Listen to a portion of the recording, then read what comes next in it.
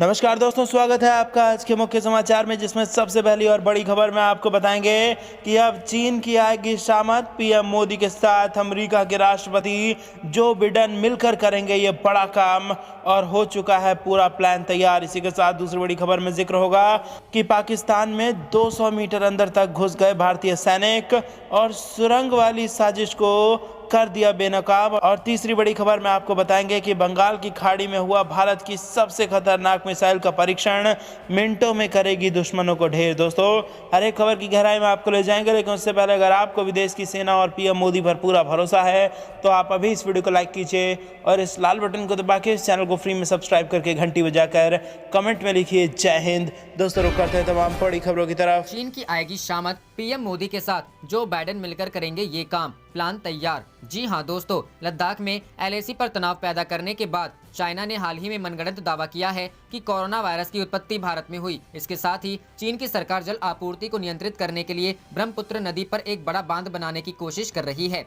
चीन क्यों परेशान? इस बीच कुछ सवाल हैं, जैसे चीन ऐसे अर्थहीन फैसलों के लिए क्यों मजबूर हो रहा है? क्या अमेरिका की नई जो बाइडेन सरकार और डेमोक्रेटिक नेताओं ने चीन के खिलाफ भारत के साथ मिलकर काम करने का मन बना लिया है? चीन के खिलाफ अमेरिका एकमत। भले ही अमेरिका में डेमोक्रेट्स और रिपब्लिकन कई मुद्दों पर भिन्न मत रखते हैं, लेकिन दोनों दलों के नेता एक बात पर सहमत हैं, वो है चीन की हरकतों का जवाब देने का मत। दोनों का मानना है कि राष्ट्रपति शी जिनपिंग के नेतृत्व में चीन अपनी आक्रामक नीतियों के कारण वैश्विक सुरक्षा के लिए खतरा बनकर उभरा है। चीन भी इस बात से अवगत है। चीन अभी इस चिंता में है कि नए अमेरिकी राष्ट्रपति जो बाइडेन के साथ शी जिनपिंग कैसे निपटेंगे। जिनपिंग ने 3 नवंबर को अमेरिकी राष्ट्रपति चुनाव में जीत पर बाइडेन को बधाई देने से पहले इंतजार किया। ऐसा इसलिए है कि जिनपिंग पहले से ही असहज थे। सूत्रों ने दावा किया कि बाइडेन प्रशासन भारत में प्रधानमंत्री नरेंद्र मोदी के नेतृत्व वाली सरकार के समर्थन के साथ चीन की विस्तारवादी नीति के खिलाफ रणनीति बनाकर रहा है। रुक करते हैं अगली खबर की तरफ। पाकिस्तान में 200 मीटर अंदर तक घुस गए भारतीय सैनिक, सुरंग वाले साजिश को किया बेनकाब। जी हां दोस्तों, हाल ही में भारतीय सेना ने जम्मू कश्मीर में 200 मीटर लंबी एक सुरंग का पता लगाया था, जिसका इस्तेमाल नगरोटा एनकाउंटर में मारे गए आतंकियों ने घुसपैठ के लिए किया था। इसके बारे में अब सरकार के एक अधिकारी ने बताया कि भारतीय सेना के जवान सुरंग के जरिए से पाकिस्तान की ओर 200 मीटर अंदर तक गए थे। एक शीर्ष अधिकारी ने कहा, सुरक्षा बल के जवान पाकिस्तान में लगभग 200 मीटर अंदर तक चले गए थे। जम्मू कश्मीर के सांबा सेक्टर में 22 नवंबर को अंतर्राष्ट्रीय सीमा के पास आतंकवादियों द्वारा घुसपैठ के लिए इस्तेमाल की जाने वाली 150 मीटर लंबी भूमिगत सुरंग का पता चला था। नवंबर के तीसरे हफ्ते में सुरक्षा बलों को मारे गए आतंकियों के पास से मोबाइल फोन मिला था, जिससे सुरंग के बारे में पता चल सका था। बॉर्डर सिक्योरिटी फोर्स के डीजी राकेश अस्थाना ने मंगलवार को ऑपरेशन के बारे में बात की और कहा, सुरक्षा बलों द्वारा एक एनकाउंटर में ढेर किए गए आतंकियों के पास से बरामद हुए मोबाइल फोन से बीएसएफ ने जमीन के अंदर सुरंग को खोज निकाला था। सांबा सेक्टर में मिली सुरंग से ही आतंकियों ने घुसपैठ की थी। बीएसएफ के स्थापना दिवस पर राकेश अस्थाना ने भाषण देते हुए ये बातें कही। हालांकि उन्होंने ऑपरेशन के बारे में और अधिक जानकारी नहीं दी। बता दें कि पिछले दिनों बीएसएफ और जम्मू कश्मीर पुलिस ने साझा अभियान के तहत सुरंग खोज निकाली थी। इस सुरंग का पता 48 बीएसएफ के दीपक राणा के नेतृत्व में काम कर रहे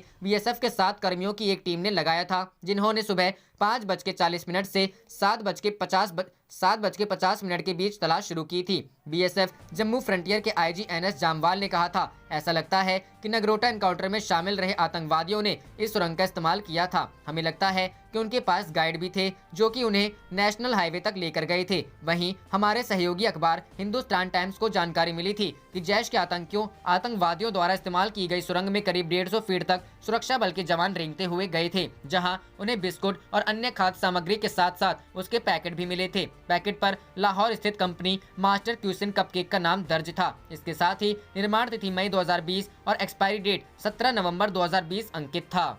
रुख करते हैं अगली खबर की तरफ। बंगाल की खाड़ी में हुआ भारत की सबसे खतरनाक मिसाइल का परीक्षण, मिनटों में करेगी दुश्मनों को ढेर। जी हां दोस्तों, जमीन पर अपनी ताकत को बढ़ाने के बाद भारत लगातार समुद्री ताकत में इजाफा कर रहा है। इसी कड़ी में भारतीय नौसेना को एक और कामयाबी मिली है। भारतीय नौसेना ने मंगलवार को ब्रह्मोस सुपरसोनिक क्रूज मिसाइल के एंटी शिप वर्जन का सफल परीक्षण किया है। भारत की सबसे खतरनाक ब्रह्मोस सुपरसोनिक क्रूज मिसाइल का परीक्षण बंगाल की खाड़ी में किया गया है। इस सुपरसोनिक क्रूज मिसाइल को आईएनएस रणविजय से लॉन्च किया गया। यह मिसाइल नौसैनिक जहाज INS रणविजय से दागी गई और इसने अंडमान निकोबार द्वीप पर एक अन्य वीरान द्वीप पर लगाए गए टारगेट को ध्वस्त कर दिया गया। यह परीक्षण हथियार के नियोजित परीक्षणों की श्रृंखला के हिस्से के तहत किया गया था। मिसाइल की सतह पर मार करने में सक्षम इस नए संस्करण की मारक क्षमता को मूल 290 किलोमीटर से बढ़ाकर 400 किलोमीटर तक किया गया, लेकिन इसकी गति 2.8 मैक यानी ध्वनि की गति से लगभग 3 गुनी कायम रखी गई है। भारत रूस के संयुक्त उपक्रम ब्रह्मोस एरोस्पेस ने सुपरसोनिक क्रूज मिसाइलों का निर्माण किया है।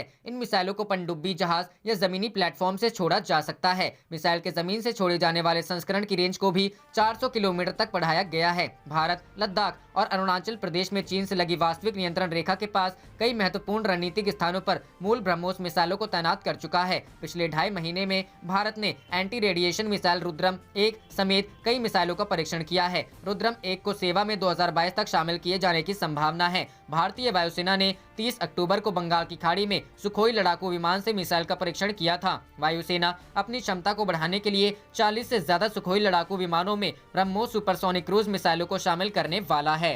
रुक करते हैं अगली खबर की तरफ। लद्दाख माइनस टेम्परेचर में डगमगाने लगे चीनी सैनिकों के कदम, भारतीय जवान डटे। जी हां दोस्तों, पूर्वी लद्दाख में सीमा पर भारत चीन में 7 महीने से ज्यादा समय से तनाव जारी है। हार जमा देने वाली सर्दियों ने ऊंची पहाड़ियों पर चीनी सैनिकों को विचलित करना शुरू कर दिया, लेकिन भारतीय जवान डटे हुए हैं। सरकार के टॉप सूत्रों ने आज तक को बताया कि ठंड के चलते होने वाली परेशानियों की वजह से चीनी सैनिकों के रोजाना के फ्रंट लाइन पोजीशन में बदलाव किया जा रहा है, लेकिन भारतीय जवान यथावत जमे हुए हैं। सीमा पर रणनीतिक रूप से अहम ऊंची पहाड़ियों के फ्रंट लाइन पोजीशन को लेकर यह ट्रेंड देखा जा सकता है, जहां पैंगोंग झील के दक्षिणी तट और उत्तरी तट के कुछ एरिया में पिछले 3 महीनों से दोनों तरफ के जवान तैनात हैं। माइनस टेम्परेचर में इंडियन आर्मी की टुकड़ियां डटी हुई हैं और अच्छा कर रही हैं। इसकी मुख्य वजह यह है कि उनमें से अधिकांश जवानों की तैनाती पश्चिमी लद्दाख और सियाचिन ग्लेशियर जैसे ऊंचाई वाले स्थानों में माइनस टेम्परेचर वाले एरिया में होती रही है। लिहाजा शून्य से नीचे के तापमान के हालात से निपटने के तरीकों से भारतीय जवान परिचित हैं। सीमा पर तैनात सैन्य जवानों के लिए भारत ने सर्दियों के कपड़ों की आपूर्ति भी की है। अमेरिका ने आपातकालीन खरीद के तहत 30,000 गर्म कपड़ों की सप्लाई की थी। भारतीय सेना के पास पूरे लद्दाख क्षेत्र में तैनात सैनिकों के लिए सर्दियों की खातिर 60,000 पीस का भंडार है। ये स्पेशल गर्म ऊनी कपड़े सियाचिन और पूर्वी लद्दाख क्षेत्र में पश्चिमी मोर्चे पर तैनात जवानों के लिए है। इस साल लाइन ऑफ एक्चुअल कंट्रोल पर चीन की पीपुल्स लिबरेशन आर्मी के साथ संघर्ष और गतिरोध के मद्देनजर अतिरिक्त 30,000 कपड़ों के सेट की आवश्यकता थी। इन एरिया में तैनात जवानों के लिए अब गर्म कपड़ों का सेट 90,000 हो चुका है। लद्दाख में कड़ी सर्दी को देखते हुए आपात स्थिति में यह एग्जीबिशन किया गया है। रुख करते हैं अगली खबर की तरफ। बाबा रामदेव का बड़ा बयान, बोले पीएम मोदी की नीति बिल्कुल साफ, MSP रहेगी जारी। जी हां दोस्तों, केंद्र सरकार के नए कृषि कानूनों के खिलाफ दिल्ली चलो मार्च के तहत उत्तर प्रदेश, हरियाणा और पंजाब के किसान आंदोलन कर रहे हैं। इस बीच किसान नेताओं से केंद्र सरकार की बात भी चल रही है, जबकि कृषि कानूनों को लेकर विपक्षी दल लगातार मोदी सरकार पर निशाना साध रहे हैं। राहत की बात है कि केंद्र सरकार को इस मामले में योग गुरु स्वामी रामदेव का साथ मिला है। चंडीगढ़ में बाबा रामदेव ने कहा कि हम जन्म से कृषि पुत्र लेकिन कर्म से ऋषि पुत्र हैं। न MSP खत्म हो रही और न मंडियां खत्म हो रही हैं। साथ ही उन्होंने कहा कि मेरी प्रधानमंत्री नरेंद्र मोदी और कृषि मंत्री नरेंद्र तोमर से बात हुई है, लेकिन ऐसा कुछ नहीं लगा और न ही किसी ने MSP खत्म करने की बात कही है। बस विरोधियों द्वारा कुछ भ्रांतियां फैलाई जा रही हैं। इसके अलावा स्वामी रामदेव ने कहा कि MSP अगले 20 सालों तक तो लगता नहीं कहीं खत्म होगी। अब तो जहां MSP नहीं थी वहां भी चालू हो रही है। रामदेव ने साथ ही कहा कि किसान ना तो अखबार पढ़ता है और ना टीवी देखता है, इसलिए कुछ लोग उसे बहका लेते हैं। कुछ लोग अपनी राजनीति के लिए किसान को बहका रहे हैं। रामदेव ने सवाल पूछा, पीएम मोदी किसानों के लिए गलत नीति क्यों बनाएंगे, उनका क्या हित? सच कहूं तो किसी के पास कोई लॉजिक नहीं है, बस मोदी विरोध की वजह से ऐसा हो रहा है। हालांकि इस दौरान उन्होंने कहा कि सरकार से एक चूक हुई है, उसे कानून लाने से पहले एक बार किसानों से बात जरूर कर लेनी चाहिए थी। अब सरकार को यही प्रैक्टिस नए सिरे से करनी पड़ेगी। करते हैं अगली खबर की तरफ। चीन की वन बेल्ट वन रोड परियोजना को समर्थन देने से किया भारत ने इनकार। जी हां दोस्तों, चीन की महत्वाकांक्षी वन बेल्ट वन रोड परियोजना का भारत ने फिर विरोध किया। भारत कई बार चीन पाकिस्तान आर्थिक गलियारे को लेकर अपना विरोध जता चुका है और जो कि परियोजना का हिस्सा है और पाकिस्तान के कब्जे वाले कश्मीर से होकर गुजरता है। हालांकि संगठन में शामिल अन्य देशों ने परियोजना का समर्थन किया। शंघाई सहयोग संगठन की सोमवार को बैठक हुई। भारत की ओर से उपराष्ट्रपति वेंकैया नायडू ने पक्ष रखा। SCO शासनाध्यक्षों की परिषद की 19वीं बैठक के समापन पर जारी एक संयुक्त विज्ञप्ति में कहा गया कि कजाकिस्तान, किर्गिस्तान, पाकिस्तान, रूस, तजाकिस्तान और उज्बेकिस्तान ने चीन की वन बेल्ट वन रोड पहल के लिए अपने समर्थन की पुष्टि की। इस बैठक में रूस, चीन, कजाकिस्तान, किर्गिस्तान, ताजिकिस्तान और उज्बेकिस्तान के प्रधानमंत्रियों ने हिस्सा लिया, जबकि पाकिस्तान का प्रतिनिधित्व विदेश मामलों की संसदीय सचिव ने किया। भारत की ओर से उपराष्ट्रपति वेंकैया नायडू ने पक्ष रखा। रुख करते हैं अगली खबर की तरफ। ब्रह्मोस के सफल परीक्षण से भारतीय नौसेना की बढ़ी ताकत कर सकती है 400 किलोमीटर तक का हमला। जी हां दोस्तों, भारतीय नौसेना ने मंगलवार को बड़ी सफलता हासिल की है। सेना को ब्रह्मोस सुपरसोनिक क्रूज मिसाइल के एंटी शिप वर्जन का सफल परीक्षण किया है। यह अंडमान और निकोबार द्वीप समूह के नजदीक किया गया है। इसे भारत की सतह से सतह तक मार करने वाली सुपरसोनिक क्रूज मिसाइल ब्रह्मोस का सफल परीक्षण माना गया है। ब्रह्मोस अपनी श्रेणी में दुनिया की सबसे तेज परिचालन प्रणाली है और डीआरडीओ द्वारा इस मिसाइल प्रणाली की सीमा को अब मौजूदा 290 किलोमीटर से बढ़ाकर करीब 450 किलोमीटर कर दिया गया है। फिलहाल ब्रह्मोस मिसाइल के नौसेना संस्करण का 18 अक्टूबर को अरब सागर में सफल परीक्षण किया गया था। परीक्षण के दौरान ब्रह्मोस ने अपने आप को साबित किया और सफलतापूर्वक 400 किलोमीटर की दूरी पर मौजूद लक्ष्य को भेदने का काम कर दिखाया। इसके अलावा 24 नवंबर को भी इस मिसाइल का अंडमान निकोबार द्वीप समूह में सफल परीक्षण किया गया। गौरतलब हो कि चीन लाइन ऑफ एक्चुअल कंट्रोल पर जारी तनाव के बीच भारत अपनी ताकत बढ़ाने में जोर शोर से जुटा है। पिछले 3 महीनों से एक के बाद एक कई क्रूज और बैलिस्टिक मिसाइलों का परीक्षण किया जा रहा है, जिसमें भारत को सफलता भी मिल रही है। इसके अलावा उच्च स्तर के हथियारों के लिए वह अमेरिका की भी मदद ले रहा है। रुख करते हैं अगली खबर की तरफ। राहुल गांधी दुनिया के सबसे कंफ्यूज नेता, उन्हें कृषि कानून की जानकारी नहीं, मनोज तिवारी। जी हां दोस्तों, दिल्ली से बीजेपी सांसद मनोज तिवारी ने कांग्रेस नेता राहुल गांधी पर जोरदार हमला बोला है। कृषि कानून को लेकर मनोज तिवारी ने राहुल गांधी पर निशाना साधा है। सोमवार शाम एक निजी कार्यक्रम सुल्तानपुर पहुंचे मनोज तिवारी ने कहा कि राहुल गांधी दुनिया के सबसे कंफ्यूज नेता हैं, उनको कृषि कानून की जानकारी नहीं है। कृषि कानून देश के सभी राज्यों ने स्वीकार कर लिया। कांग्रेस की पंजाब सरकार को छोड़कर बीजेपी व केंद्र सरकार सबकी बातें सुनने को तैयार है। किसानों में भ्रम फैला रहे विपक्षी दल। मनोज तिवारी ने आगे कहा, कांग्रेस व विपक्षी दल किसानों में भ्रम फैलाकर भड़काने का काम कर रहे हैं। प्रधानमंत्री नरेंद्र मोदी किसानों की आय दोगुना करके उनको आर्थिक रूप से मजबूत करना चाहते हैं। उन्होंने कहा कि पंजाब के किसान के नाम पर जो आंदोलन कर रहे हैं वह सरकार के साथ बात नहीं करना चाहते। एमएसपी जैसे थी वैसे ही रहेगी। सरकार बिचौलियों को हटाकर किसानों को धान का एमएसपी मूल्य दे रही है। मैं भी किसान का बेटा हूं। मुझे मालूम है कि उत्तर प्रदेश, बिहार सहित सभी बीजेपी शासित राज्य किसानों की धान की खरीद एमएसपी पर कर रहे हैं। बीजेपी हर चुनाव गंभीरता के साथ लड़ती है। इसके अलावा सांसद मनोज तिवारी ने हैदराबाद नगर निगम चुनाव में पूरी ताकत लड़ने के पत्रकारों के सवाल का जवाब देते हुए कहा कि बीजेपी हर छोटा बड़ा चुनाव गंभीरता व पूरी ताकत से लड़ती है। चुनाव पार्टी के लिए जनता की सेवा करने व उनके जीवन में खुशहाली लाने का अवसर प्रदान करता है। रुख करते हैं अगली खबर की तरफ। यूपी एमएलसी इलेक्शन, सांसद हरनाथ सिंह ने डाला वोट, कहा सभी सीट जीतेगी बीजेपी। जी हां दोस्तों, उत्तर प्रदेश में आगरा खंड स्नातक एमएलसी चुनाव में राज्यसभा सांसद हरनाथ सिंह यादव ने आज सबसे पहले एटा के जवाहरलाल नेहरू स्नातकोत्तर महाविद्यालय में अपने बेटे वाचस्पति यादव के साथ मतदान किया और कहा कि भारतीय जनता पार्टी स्नातक और शिक्षक एमएलसी की सभी सीटें जीतेगी। उन्होंने कहा कि बीजेपी आगरा स्नातक और शिक्षक एमएलसी की सभी सीटें जीतेगी और विपक्षी पार्टियों के उम्मीदवार बुरी तरह से पराजित होंगे। देश के साथ जो मुद्दे हैं वो हर चुनाव से जुड़े होते हैं। विपक्षी पार्टियां पूरी तरह से समतल हो गई है और हमारे लिए अगले चुनाव के लिए कोई ट्रायल है ऐसा कुछ नहीं है। बीजेपी तो हर चुनाव को बड़ी गंभीरता से लेती है, चाहे छोटा चुनाव हो चाहे बड़ा। उन्होंने कहा कि आज विधान परिषद का चुनाव है, कल पंचायतों के चुनाव आ रहे हैं, उसके बाद अन्य चुनाव आएंगे। हर चुनाव को बीजेपी फाइनल रूप में ही देखती है। एटा जिले में आगरा खंड स्नातक एमएलसी के लिए कुल 15,688 वोट हैं, जबकि आगरा खंड शिक्षक एमएलसी के लिए 1425 वोट। स्नातक एमएलसी के लिए एटा में कुल 25 पोलिंग बूथ बनाए गए हैं, जबकि शिक्षक एमएलसी के लिए कुल 9 बूथ बने हैं।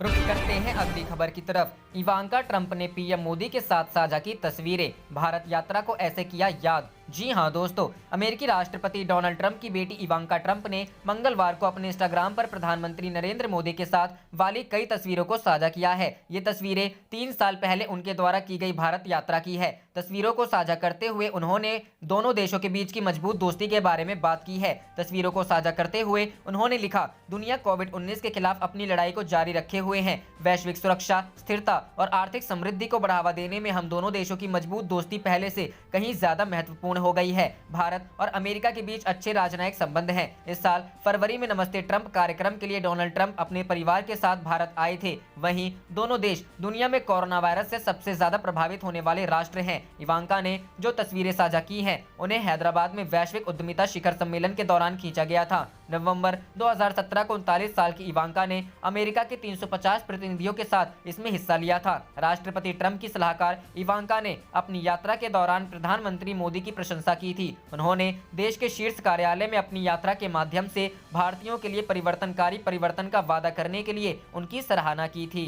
करते हैं अगली खबर की तरफ। इमरान सरकार को उखाड़ फेंकने के लिए दो बेटियों ने मिलाया हाथ। जी हां दोस्तों, पाकिस्तान में इमरान खान सरकार के खिलाफ संयुक्त विपक्ष ने सोमवार को मुल्तान शहर में जलसा किया। इस जलसे की सबसे खास बात यह रही कि इसमें विपक्षी नेताओं की दो बेटियां शामिल हैं, जो इमरान सरकार को सत्ता से उखाड़ फेंकने के लिए अलग अलग पार्टियों में होने के बावजूद एक साथ मंच साझा किया। विपक्ष की रैलियों में उमड़ रही भीड़ ने इमरान सरकार की नींद उड़ा दी है। यही कारण है कि सरकार अब विपक्ष की रैलियों को अनुमति देने में आनाकानी कर रही है। मुल्तान शहर में रैली में पाकिस्तान मुस्लिम लीग नवाज की नेता और नवाज शरीफ की बेटी मरियम नवाज शरीफ भी शामिल हुई। उनके साथ इस बार पाकिस्तान पीपुल्स पार्टी के अध्यक्ष आसिफ अली जरदारी की बेटी असीफा भुट्टो जरदारी भी मंच पर दिखाई दी। पाकिस्तानी राजनीति में विपक्षी नेताओं की बेटियों के आने से माहौल गरमाने की आशंका है। 16 अक्टूबर से जारी है रैलियां। अक्टूबर से ही पाकिस्तान के 11 विपक्षी दलों का गठबंधन पाकिस्तान डेमोक्रेटिक मूवमेंट देश के अलग अलग हिस्सों में रैली कर रहा है। इस गठबंधन की पहली रैली गुजरांवाला, दूसरी कराची, तीसरी क्वेटा, चौथी रैली पेशावर में हुई थी। यह पांचवी रैली है जो मुल्तान शहर में हुई। अंतिम रैली लाहौर में 13 दिसंबर को होगी। रुख करते हैं अगली खबर की तरफ। हिंद महासागर में निगरानी बढ़ाने को 21 देशों से मिलकर काम कर रही नौसेना। जी हां दोस्तों, भारतीय नौसेना अपनी बढ़ती वैश्विक पहुंच का संकेत देते हुए 21 देशों और 22 बहुराष्ट्रीय एजेंसियों के साथ हिंद महासागर क्षेत्र में समुद्री गतिविधियों से संबंधित सूचनाओं के त्वरित आदान प्रदान के लिए संयुक्त रूप से कार्य कर रही है। भारतीय नौसेना हर समय हिंद महासागर क्षेत्र में 12,000 जहाजों और 300 मछली पकड़ने के जहाजों की निगरानी करती है। इसके अलावा समुद्र में लगभग 3 लाख मछली पकड़ने वाले भारतीय जहाज चल रहे हैं और उनकी गतिविधियों पर भी नौसेना की नजर बनी रहती है। हिंद महासागर क्षेत्र में दुनिया के समुद्री व्यापार का 75% हिस्सा कवर होता है और वैश्विक उपभोग का 50% इसके माध्यम से गुजरता है। यही वजह है कि कई देशों के सुरक्षा उपायों को इसमें शामिल किया गया है। अब भारतीय नौसेना अपने सूचना संलयन केंद्र के माध्यम से हिंद महासागर क्षेत्र में वास्तविक समय की जानकारी प्राप्त करने में सक्षम है। भारत जिन 21 देशों के साथ हिंद महासागर में सूचनाओं के त्वरित आदान प्रदान के लिए एक सहयोग के तहत काम कर रही है, उनमें Australia, France, Italy, Japan, Maldives, America, New Zealand, Mauritius, Myanmar और बांग्लादेश जैसे देश शामिल हैं। इसके साथ ही भारत 22 अन्य राष्ट्रीय एजेंसियों के साथ भी मिलकर क्षेत्र की गतिविधियों पर नजर रख रहा है। गुरुग्राम में स्थित इंटरनेशनल फ्यूजन सेंटर दिसंबर 2018 में सदस्य देशों को समुद्री जानकारी प्रदान करने के लिए शुरू किया गया था।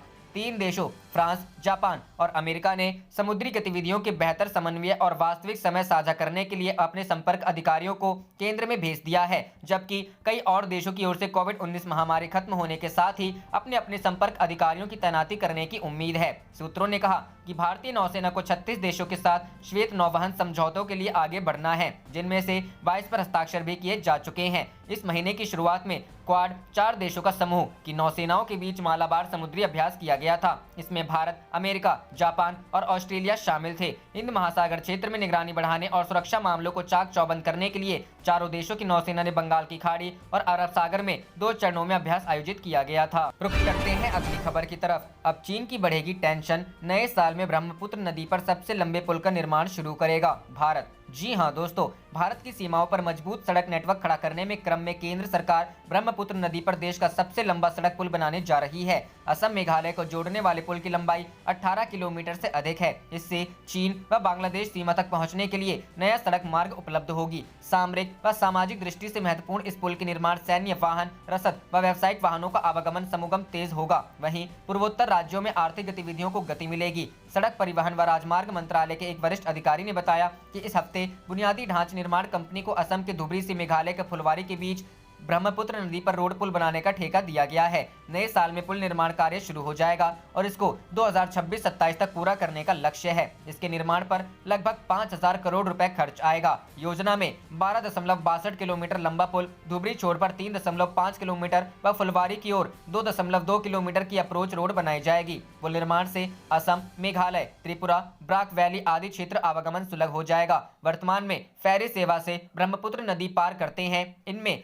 इसमें 2.5 घंटे का समय लगता है। मानसून के दौरान यह सेवा ठप्प रहती है, जिससे लोगों को 250 किलोमीटर का फेरा नहीं लगाना पड़ता है। अधिकारी ने बताया कि पुल पर वाहन 100 किलोमीटर प्रति घंटे की रफ्तार से दौड़ सकेंगे। इससे सड़क यात्री, माल परिवहन सहित सैन्य वाहन, रसद, हथियार आदि वाहन तेज गति से बॉर्डर तक पहुंच सकेंगे। इससे पहले खबर आई थी कि पूर्वी लद्दाख में भारत से गतिरोध के बीच चीन तिब्बत में ब्रह्मपुत्र नदी पर एक प्रमुख बांध का निर्माण करेगा और अगले साल से लागू होने वाले 14वीं पंचवर्षीय योजना में इससे संबंधित प्रस्ताव पर विचार किया जा चुका है। चीन की आधिकारिक मीडिया ने बांध बनाने का जिम्मा प्राप्त कर चुकी एक चीनी कंपनी के प्रमुख के हवाले से यह जानकारी दी है। ग्लोबल टाइम्स की खबर के अनुसार power construction corporation of China के अध्यक्ष यांग जियोंग ने कहा कि चीन यारलुंग जंगबो नदी के निचले हिस्से में जल विद्युत उपयोग परियोजना शुरू करेगा और यह परियोजना जल संसाधनों और घरेलू सुरक्षा को मजबूत करने में मददगार हो सकती है। आप देख रहे थे आपका अपना चैनल जय हिंद, जय भारत।